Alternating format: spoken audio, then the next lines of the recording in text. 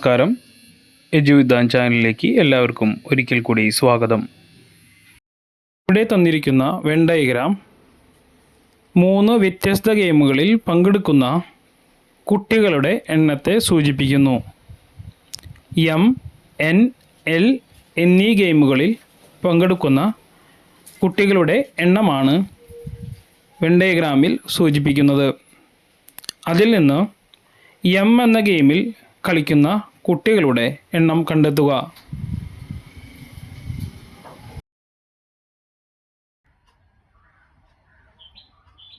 +6 +7 +8 ഇത് തമ്മിൽ കൂട്ടുമ്പോൾ കിട്ടുന്ന തുക 32.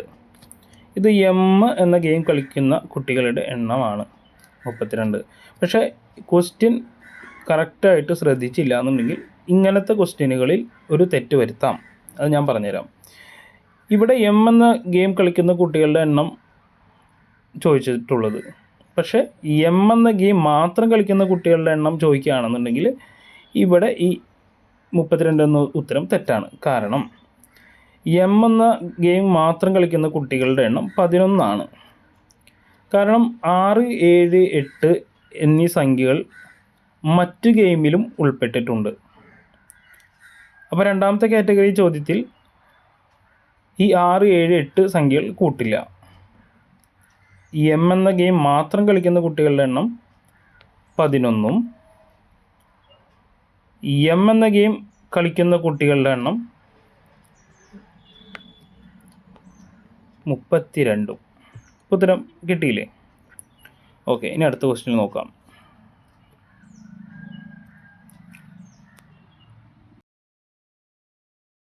ഇതാണ് 66, 198, 154 എന്നീ സംഖ്യകളുടെ ഉസാഗ കണ്ടുപിടിക്കുക. 66, 198, 154 ഈ സംഖ്യകളുടെ ഉസാഗ കണ്ടുപിടിക്കുക. അപ്പോൾ ആദ്യം തന്നെ നമുക്ക് നോക്കാം ഏറ്റവും ചെറിയ സംഖ്യ കൊണ്ട് ഇതിനെ ഹരിക്കാൻ കഴിയുമെന്ന് നോക്കാം. ഏറ്റവും ചെറിയ സംഖ്യ ഇരട്ട സംഖ്യ നോക്കാം. കാരണം ഇത് 3ഉം ഇരട്ട സംഖ്യ ആയതുകൊണ്ട് 2 കൊണ്ട് ഇത് പോവും. 2 കൊണ്ട് ഹരിച്ച് നോക്കാം. നമുക്ക് കിട്ടും 33, 99, 77.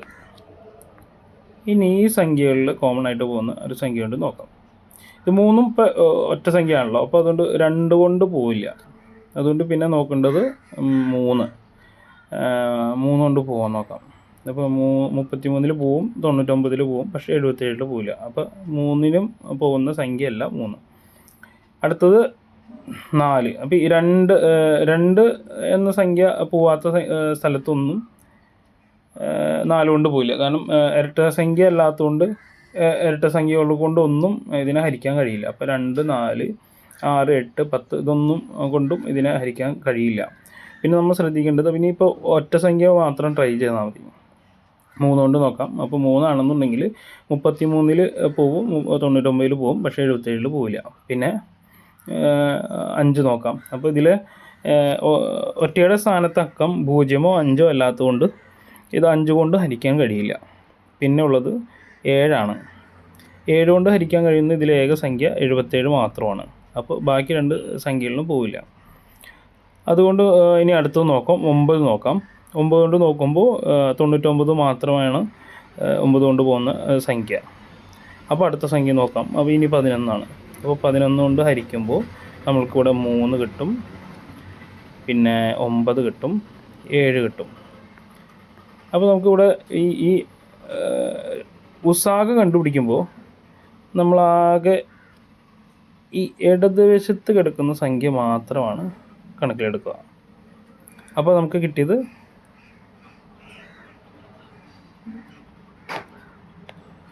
2ഉം 11. ഈ 2ഉം 11ഉം കൂടി ഗുണിക്കുമ്പോൾ കിട്ടുന്ന തുകയാണ് ഈ 3 സംഖ്യകളുടെയും ഉസാഗ എന്ന് പറയുന്നത്. അൻസുരി യശോമതിയേക്കാൾ 11 വയസ്സ് ഇളയതാണ്. 15 വർഷത്തിന് ശേഷം യശോമതിയുടെ പ്രായം അൻസുരിയുടെ നിലവിലെ പ്രായത്തേക്കാൾ 3 ഇരട്ടിയാണ് എങ്കിൽ യശോമതിയുടെ നിലവിലെ പ്രായമെത്ര? ഇതിൽ 2 പേരാണ് അൻസുരിയും യശോമതിയും. അൻസുരിയുടെ പ്രായം നമ്മൾക്ക് എക്സ് ആയി എടുക്കാം. അൻസുരിയേക്കാൾ 11 വയസ്സ് മൂത്തതാണ് യശോമതി. അപ്പോൾ യശോമതിയുടെ പ്രായം എക്സ്, അതായത് അൻസുരിയുടെ പ്രായം പ്ലസ് 11 വയസ്സ്.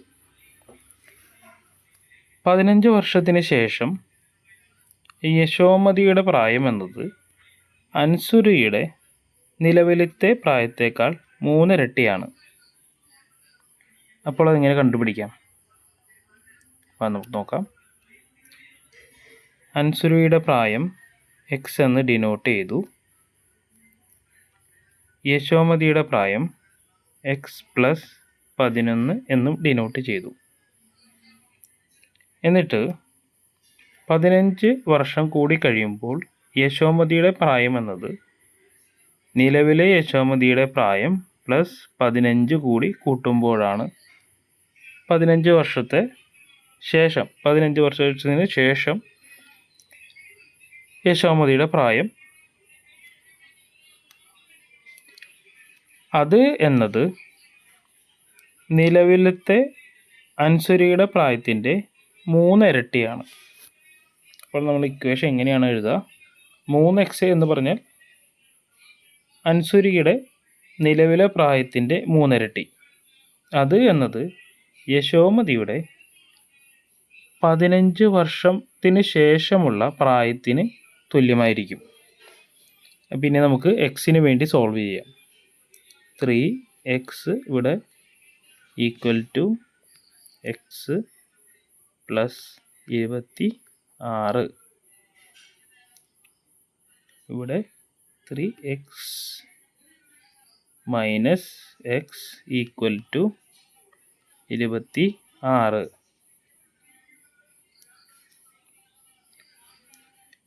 2x, അതായത് 3xൽ നിന്ന് ഒരു എക്സ് പോകുമ്പോൾ 2x ഈസ് ഈക്വൽ ടു 26.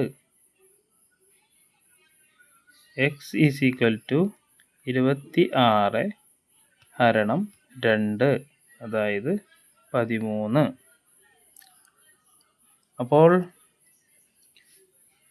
അൻസുരിയുടെ നിലവിലത്തെ പ്രായം 13 ആണ്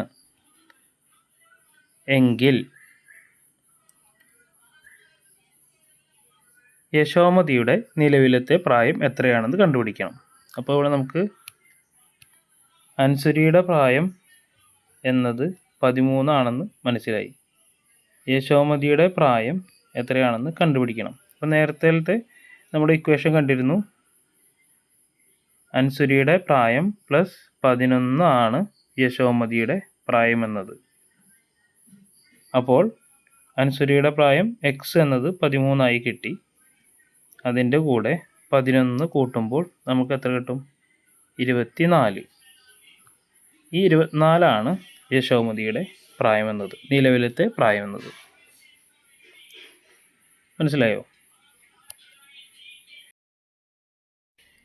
കിഴക്ക് എന്നതിനെ വടക്ക് കിഴക്ക് എന്ന് രേഖപ്പെടുത്തിയാൽ പടിഞ്ഞാറ് എന്നതിനെ എന്ത് രേഖപ്പെടുത്തും? ഈസ്റ്റ് എന്ന ഭാഗത്ത് നോർത്ത് ഈസ്റ്റ് എന്ന് രേഖപ്പെടുത്തും. അപ്പോൾ വെസ്റ്റ് എന്ന ഭാഗത്ത് ഏത് ദിക്ക് രേഖപ്പെടുത്തും? കണ്ടുപിടിക്കാം. ആദ്യം 4 ദിക്കുകൾ വരയ്ക്കുക. North, south, east, west. എന്നിട്ട് നോർത്ത് ഈസ്റ്റും നോർത്ത് വെസ്റ്റും സൗത്ത് ഈസ്റ്റും സൗത്ത് വെസ്റ്റും എഴുതാം.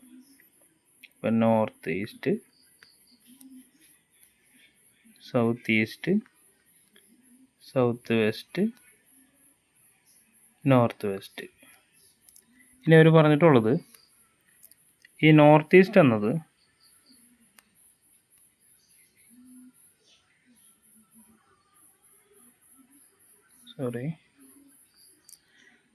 ഈ നോർത്ത് ഈസ്റ്റ് എന്നത് ഈസ്റ്റിൻ്റെ ഭാഗത്തേക്ക് വരും. അങ്ങനെയാണെങ്കിൽ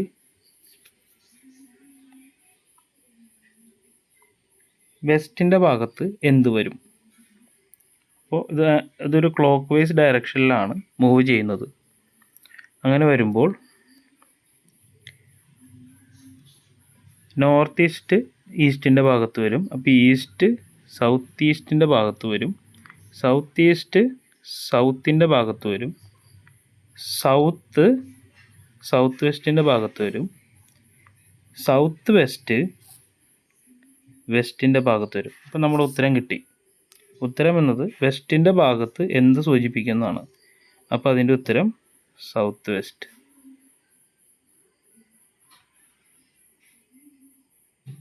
മനസ്സിലായില്ലേ? ഡൗട്ട് ഉണ്ടെന്നുണ്ടെങ്കിൽ കമൻറ്റ് ബോക്സിൽ ചോദിക്കുക. ലിറ്റർ കപ്പാസിറ്റി ഉള്ള ഒരു വാട്ടർ ടാങ്കിലേക്ക് 3 തരം വ്യത്യസ്ത പൈപ്പുകൾ കണക്ട് ചെയ്തിരിക്കുന്നു. അതിൽ 2 പൈപ്പുകൾ വെള്ളം നിറയ്ക്കുവാനും 1 പൈപ്പ് വെള്ളം കാലിയാക്കാനുമാണ്. വെള്ളം നിറയ്ക്കാനുള്ള പൈപ്പുകളുടെ തോത് എന്നത് 2 ലിറ്റർ പെർ മിനിറ്റും 3 ലിറ്റർ പെർ മിനിറ്റുമാണ്. വെള്ളം കാലിയാക്കാനുള്ള പൈപ്പിൻ്റെ തോത് 6 ലിറ്റർ പെർ മിനിറ്റാണ്. ഇവ മൂന്നും ഒരുമിച്ച് തുറക്കുന്ന സാഹചര്യത്തിൽ 100 ലിറ്റർ വെള്ളം കാലിയാകുവാൻ എത്ര സമയമെടുക്കും?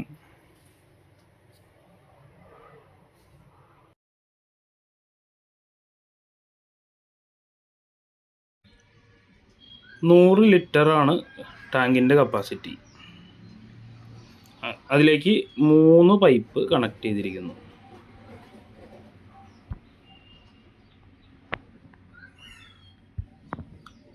ഈ 3-ൽ 2 ഫില്ല് ചെയ്യാനും 1 എം ടി ചെയ്യുവാനുമാണ്. അതായത് 2 ഫില്ല് ചെയ്യുമ്പോൾ 1 കാലിയാക്കും.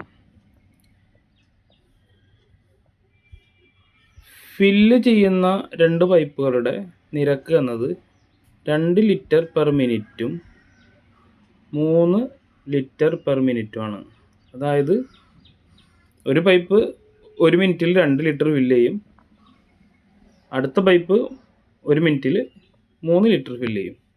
അതേസമയം കാലിയാക്കുന്ന പൈപ്പ് 1 മിനിറ്റിൽ 6 ലിറ്റർ കാലിയാക്കും. പറയേണ്ടത് 100 ലിറ്റർ കപ്പാസിറ്റി ഉള്ള ടാങ്കിലെ വെള്ളം മൊത്തമായി കാലിയാക്കാൻ എത്ര സമയമെടുക്കും? ഇവിടെ എന്ന് വെച്ചാൽ ഫില്ല് ചെയ്യുന്ന പൈപ്പുകളുടെ 2 പൈപ്പുകളുടെയും കൂടിയിട്ടുള്ള ഫില്ല് ചെയ്യാനുള്ള നിരക്ക് കണ്ടുപിടിക്കാം. അതായത് 2 ലിറ്ററും 3 ലിറ്ററും കൂടി കൂട്ടുമ്പോൾ 1 മിനിറ്റിൽ 5 ലിറ്റർ വെള്ളം ഫില്ല് ചെയ്യും. അതേസമയം കാലിയാക്കുന്ന പൈപ്പ് 1 മിനിറ്റിൽ 6 ലിറ്റർ വെള്ളം കാലിയാക്കും. അപ്പോൾ ഇതിൻ്റെ രണ്ടിൻ്റെയും വ്യത്യാസം എടുക്കുക. അതായത് ഫില്ല് ചെയ്യുന്ന വെള്ളത്തേക്കാൾ കൂടുതലാണ് കാലിയാക്കുന്നത് 1 മിനിറ്റിൽ. അപ്പോൾ 6 ലിറ്റർ കാലിയാക്കുന്ന സമയത്ത് അതിന് പകരമായി 5 ലിറ്റർ അതിൽ ഫില്ലാവുന്നുണ്ട്. അപ്പോൾ 1 മിനിറ്റിൽ 1 ലിറ്റർ മാത്രമാണ് നെറ്റ് ഡിക്രീസ്. അതായത് 1 ലിറ്റർ വെച്ച് മാത്രമാണ് ആ ടാങ്കിൽ നിന്ന് കുറവ് വരുന്നുള്ളൂ. കാരണം 6 ലിറ്റർ കാലിയാവുമ്പോൾ അതിന് പകരം 5 ലിറ്റർ ഫില്ല് ചെയ്യുന്നുണ്ട്. അപ്പോൾ 6 litre minus plus 5 litre equal to -1. അപ്പോൾ 1 litre per minute M T ആയിക്കൊണ്ടിരിക്കുകയാണ്. ഇപ്പോൾ 1 ലിറ്റർ പെർ മിനിറ്റിലാണ് അത് 1 ലിറ്റർ പെർ മിനിറ്റ് എന്ന നിരക്കിലാണ് ടാങ്ക് കാലിയായിക്കൊണ്ടിരിക്കുന്നത്. അപ്പോൾ നമ്മുടെ ടാങ്കിൻ്റെ മൊത്തം കപ്പാസിറ്റി 100 ലിറ്ററാണ്. അങ്ങനെ 1 ലിറ്റർ പെർ മിനിറ്റിൽ 100 ലിറ്റർ കാലിയാവാൻ എത്ര വരും? 100 × 1, അതായത് 100 മിനിറ്റിലാണ് മൊത്തം ടാങ്ക് കാലിയാവാൻ എടുക്കുന്ന സമയം. ഒരു കോഡ് ഭാഷയിൽ ട്രക്ക് എന്ന വാക്കിനെ RPSAI എന്ന് സൂചിപ്പിക്കുമ്പോൾ അതേ കോഡ് ഭാഷയിൽ ടൂൾ എന്ന വാക്കിനെ എങ്ങനെ സൂചിപ്പിക്കും?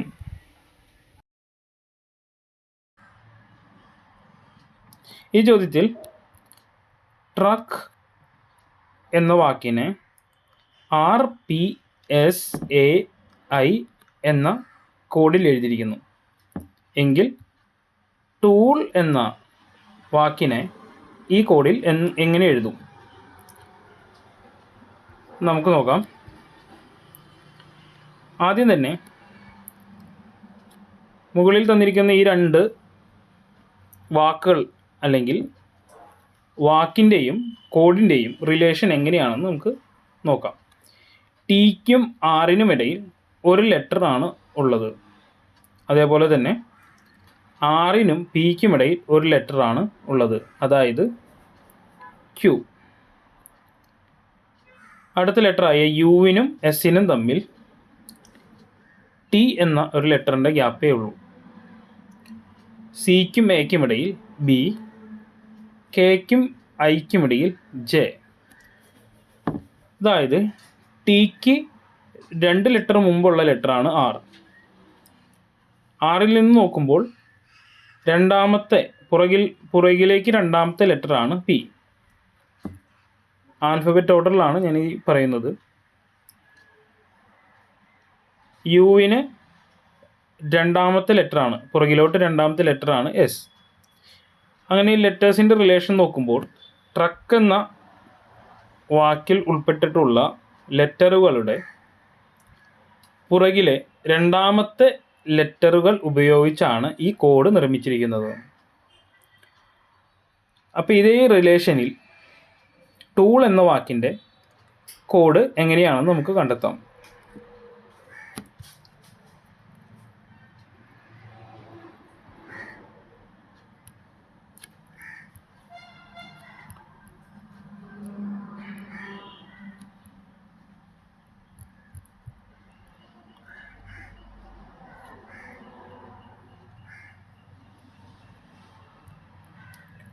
ടൂൾ ടിക്ക് കറസ്പോണ്ടിങ് ആയിട്ടുള്ള ലെറ്റർ ആറാണെന്ന് നമ്മൾ നേരത്തെ കണ്ടെത്തിയിട്ടുണ്ട്.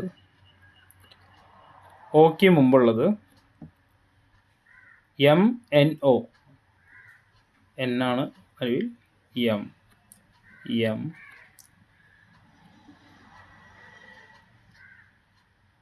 JKL.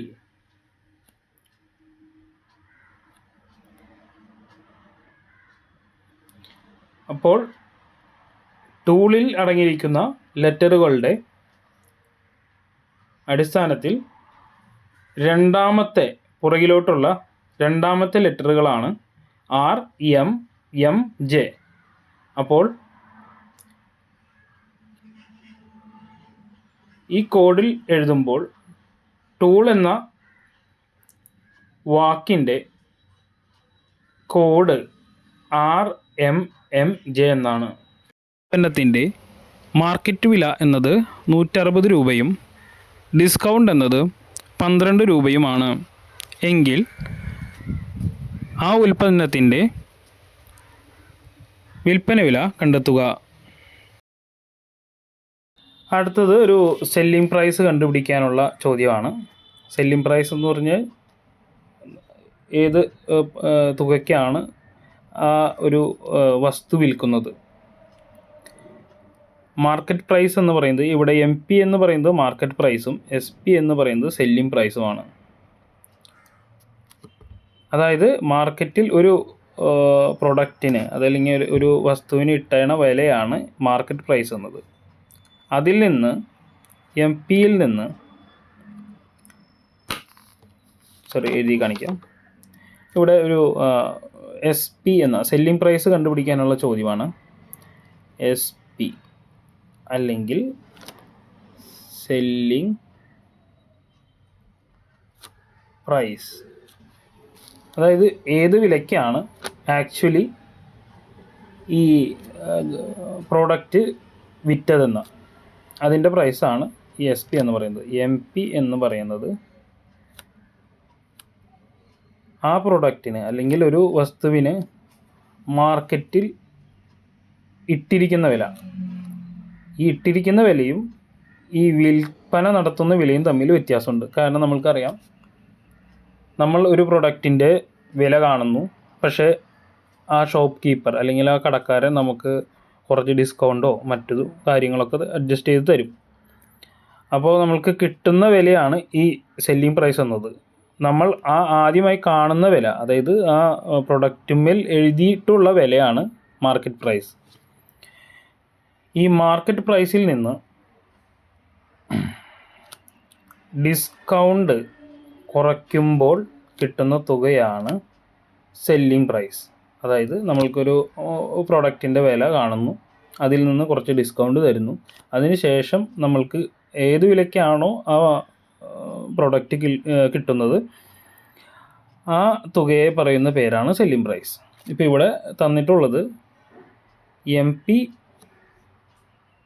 160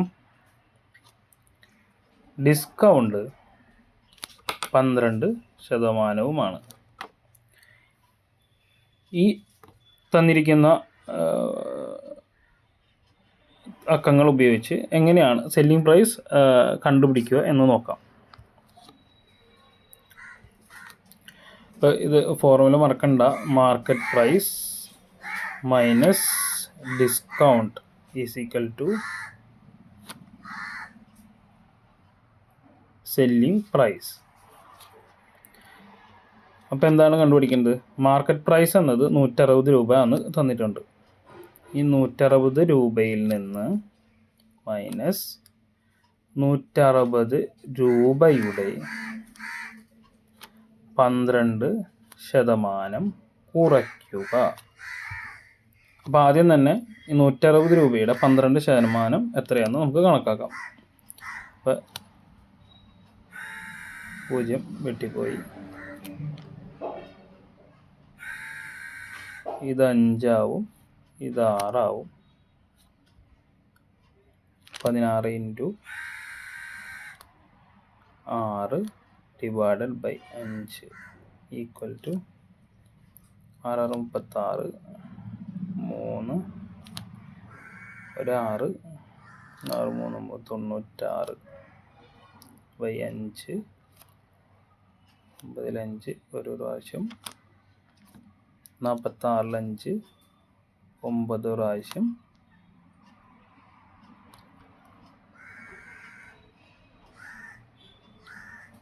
2 പ്രാവശ്യം.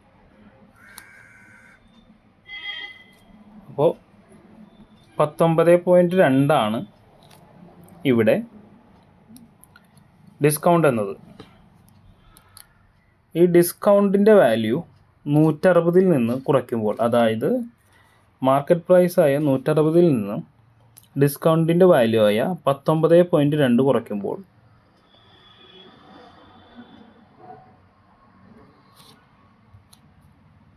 160 നിന്ന് 19.2 കുറയ്ക്കുമ്പോൾ നമുക്ക് എത്ര കിട്ടും?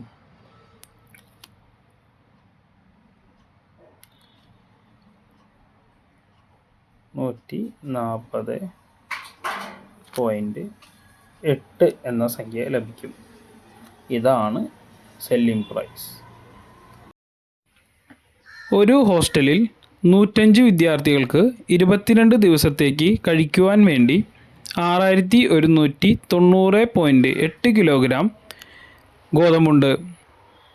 എന്നാൽ 5 ദിവസത്തിന് ശേഷം 14 കുട്ടികൾ കൂടി ഈ ഹോസ്റ്റലിൽ ചേർന്നു. വിദ്യാർത്ഥികൾ കൂടിയ സാഹചര്യത്തിൽ ഇനി ആ ഹോസ്റ്റലിൽ എത്ര ദിവസം കഴിയുവാനുള്ള ഭക്ഷണം ബാക്കിയുണ്ട്? 6190.8 കിലോ വീറ്റ് 105 കുട്ടികൾക്ക് 22 ദിവസത്തേക്ക് കഴിക്കാനുള്ള ഭക്ഷണമാണ്. പക്ഷേ 5 ദിവസത്തിന് ശേഷം 14 പേർ കൂടി അവിടേക്ക് വന്നു.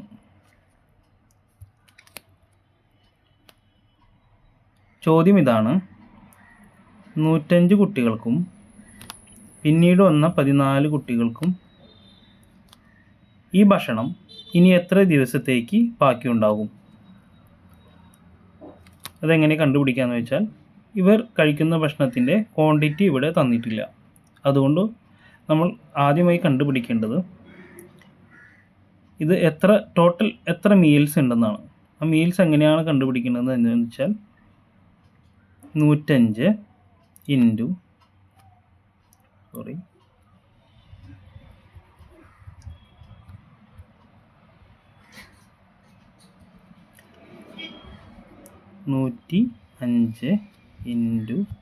22. അപ്പോൾ കിട്ടുന്ന തുക എന്ന് പറയുന്നത് 2310 ആണ്.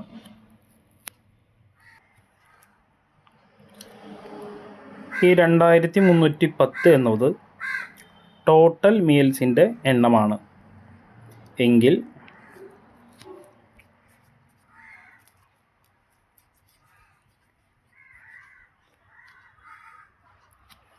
ആദ്യത്തെ 5 ദിവസം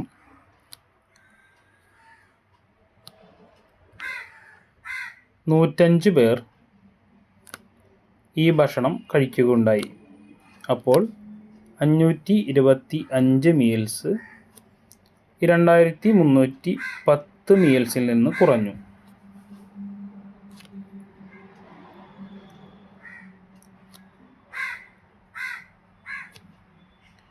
അപ്പോൾ ബാക്കിയുള്ള മീൽസിൻ്റെ എണ്ണം 1785.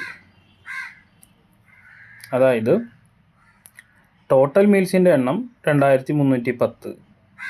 അതിൽ നിന്ന് 5 ദിവസം 105 പേർ ഭക്ഷണം കഴിച്ചു കഴിഞ്ഞപ്പോൾ 525 മീൽസ് അവിടെ നിന്ന് കുറഞ്ഞു. കാരണം 5 ദിവസത്തിന് ശേഷമാണ് 14 പേര് വന്നത്. അപ്പോൾ 5 ദിവസം വരെ 105 പേരാണ് ആ ഭക്ഷണം ഡെയിലി കഴിച്ചുകൊണ്ടിരുന്നത്. അപ്പോൾ 14 പേർ അഡീഷണലായിട്ട് അവിടെ വരുന്നതിന് മുമ്പ് 525 മീൽസ് അവിടെ കുറഞ്ഞിരുന്നു. ഇനി കണ്ടെത്തേണ്ടത് ഈ ബാക്കിയുള്ള മീൽസ്, അതായത് 1785 മീൽസ് 105 പ്ലസ് 14 എന്ന പുതിയ സ്ട്രെങ്ത്തിന്, അതായത് 119 പേർക്ക് എത്ര ദിവസത്തേക്ക് തികയും എന്നാണ്. അപ്പോൾ 1785 ഹരണം 119 നമുക്ക് ഹരിക്കുമ്പോൾ കിട്ടുന്നത് 15 എന്നാണ്. അതിനർത്ഥം ഈ ബാക്കിയുള്ള മീൽസ് 119 സ്റ്റുഡൻസിന് 15 ദിവസത്തേക്ക് തികയും എന്നാണ്. എല്ലാവർക്കും മനസ്സിലായെന്ന് വിചാരിക്കും. സാമു തൻ്റെ വരുമാനത്തിൻ്റെ 1/4 ഭാഗം പുസ്തകങ്ങൾക്ക് വേണ്ടിയും 8/1 ഭാഗം ഭക്ഷണത്തിന് വേണ്ടിയും ചിലവാക്കി. രാമുവിൻ്റെ കയ്യിൽ ബാക്കി 40 രൂപ ഉണ്ടെങ്കിൽ എത്ര രൂപയാണ് സാമു ഭക്ഷണത്തിന് വേണ്ടി ചിലവാക്കിയത്?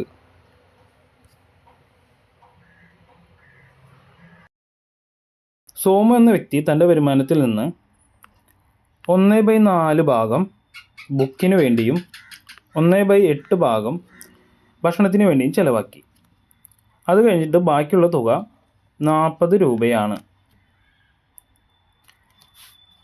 ഈ 40 രൂപ എന്നത് കണ്ടുപിടിക്കാൻ 40 രൂപ എന്നത് വരുമാനത്തിൻ്റെ എത്ര ഭാഗമാണെന്ന് ആദ്യം കണ്ടുപിടിക്കണം.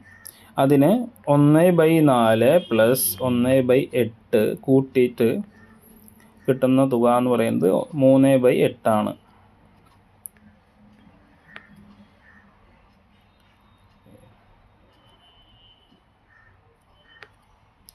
എട്ടാണിത്.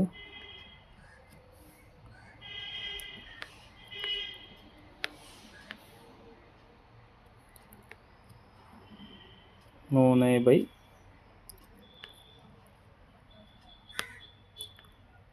ബൈ 8.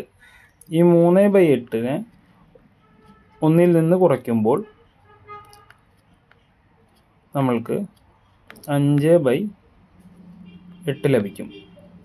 അതായത് ഈ ഭക്ഷണത്തിനും ബുക്കിന് വേണ്ടി ചിലവാക്കിയ തുക മൊത്ത വരുമാനത്തിൽ നിന്ന് കുറച്ചപ്പോൾ കിട്ടിയ തുകയാണ് ഈ 40 എന്ന സംഖ്യ. ഈ 40 എന്ന സംഖ്യ എന്ന് പറയുമ്പോൾ അത് 5/8 തുല്യമാണ്. അതായത് സോമുവിൻ്റെ ശമ്പളത്തിലെ 8/5 ഭാഗമാണ് ഈ 40 രൂപ. അപ്പോൾ മൊത്തം വരുമാനം എത്രയാണെന്ന് കണക്കൂട്ടാം. അപ്പോൾ മൊത്തം വരുമാനം കണക്ക് കൂട്ടാൻ വേണ്ടിയിട്ട് നമ്മൾ ചെയ്യേണ്ടത് എങ്ങനെയാണെന്ന് വെച്ചാൽ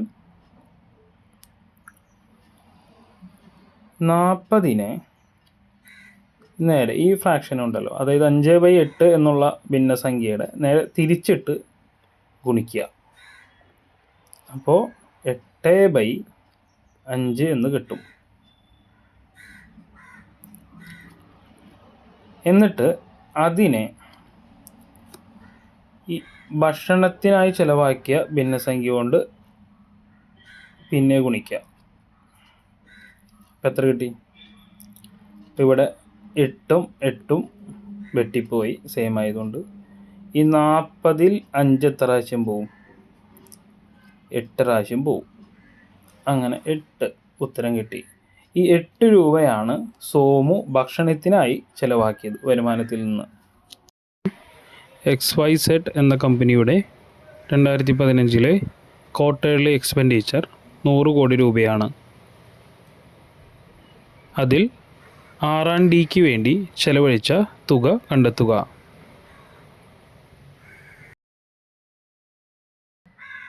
ഒരു പൈ ഡയഗ്രാം കാണാം. അതിൽ XYZ എന്ന കമ്പനിയുടെ തേർഡ് ക്വാർട്ടറിലെ എക്സ്പെൻഡിച്ചറിൻ്റെ കണക്കുകളാണ് കൊടുത്തിരിക്കുന്നത്. അതിൽ നമുക്ക് കാണേണ്ടത് R&D എന്നിവയ്ക്ക് വേണ്ടി ചിലവാക്കിയ തുകയാണ്. XYZ എന്ന കമ്പനിയുടെ മൊത്തം ചെലവ് 100 കോടിയാണെങ്കിൽ R&Dക്ക് വേണ്ടി ചിലവാക്കിയ തുക എത്ര എന്നാണ് കണ്ടുപിടിക്കേണ്ടത്.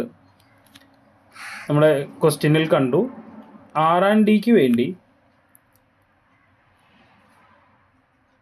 XYZ എന്ന കമ്പനി ചിലവാക്കിയത് 40% രൂപയാണ്. അതുകൊണ്ട് 100 കോടി രൂപയുടെ എക്സ്പെൻഡിച്ചറിൽ 40% എക്സ്പെൻഡിച്ചർ R&Dക്ക് വേണ്ടിയാണ് ചെയ്തത്. അത് എത്ര രൂപയാണെന്ന് നമുക്ക് കണ്ടുപിടിക്കാം.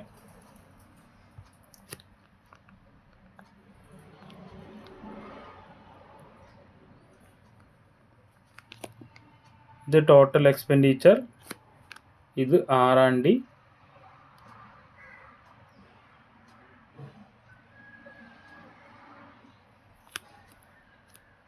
ഇപ്പോൾ നമുക്ക് നോക്കാം. 100 വെട്ടിപ്പോയി. 40 കോടി രൂപയാണ് XYZ കമ്പനി R&Dക്ക് വേണ്ടി 3-ാം ക്വാർട്ടറിൽ ചെലവഴിച്ചത്. ഒരു സപ്തഭുജത്തിൻ്റെ അല്ലെങ്കിൽ 7 കോണുകളുള്ള ഒരു ബഹുഭുജത്തിൻ്റെ ആന്തരിക കോണളവ് എത്രയെന്ന് കണ്ടുപിടിക്കുക.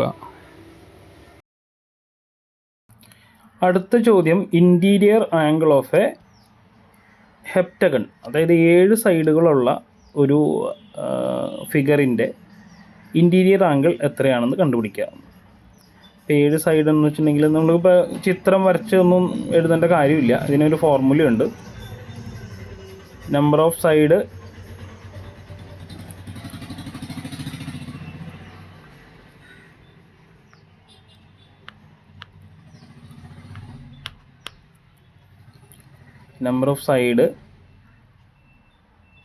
-2.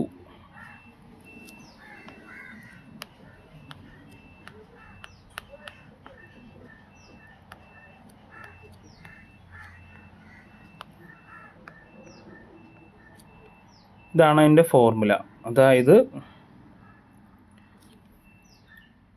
വശം -2 ഇതിനെ 180 കൊണ്ട് ഇൻറ്റു ചെയ്യുക. ഇപ്പോൾ ഇവിടുത്തെ കേസിൽ നമുക്ക് 7 സൈഡാണ് തന്നിട്ടുള്ളത്. 7 സൈഡ് തന്നു കഴിയുമ്പോൾ നമ്മൾക്കതെങ്ങനെ എഴുതാം? വശങ്ങളുടെ എണ്ണം 7 - 2 ഇൻറ്റു 180.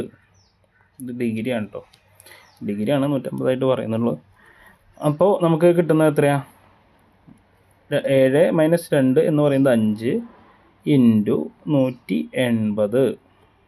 ഉത്തരം 900. എല്ലാവർക്കും കിട്ടിയില്ലേ? മനസ്സിലാവാത്തവർ പറയണം.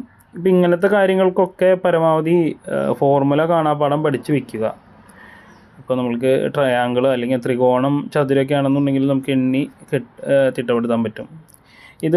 ഈ ഫോർമുല ട്രാക്ടർ 36 km/h സഞ്ചരിച്ച് 10 മണിക്കൂർ കൊണ്ട് ഒരു യാത്ര പൂർണ്ണമാക്കുന്നു. അതേ യാത്ര 8 മണിക്കൂറിൽ പൂർണ്ണമാക്കുവാൻ ട്രാക്ടറിന് എത്ര കിലോമീറ്റർ സ്പീഡിൽ സഞ്ചരിക്കേണ്ടി വരും?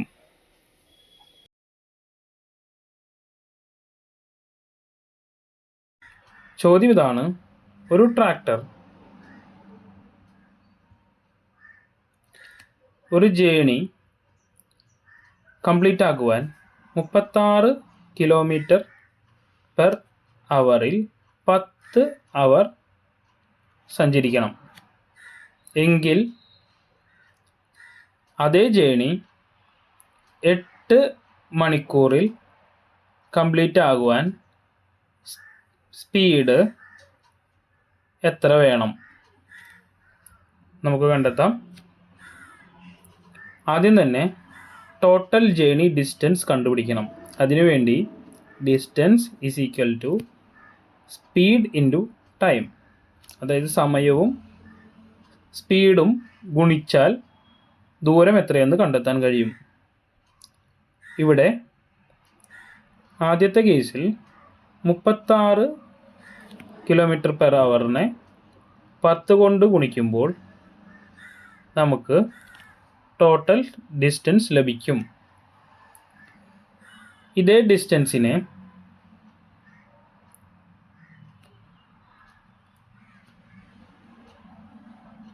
8 മണിക്കൂർ കൊണ്ട് ഹരിക്കുമ്പോൾ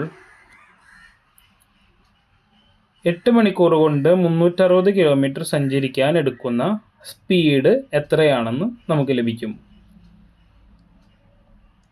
അതായത് 45 km/h.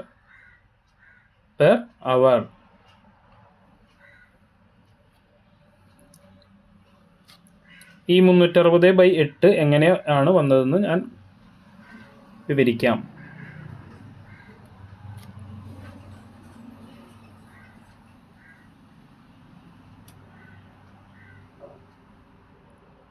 സ്പീഡിൻ്റെ ഫോർമുല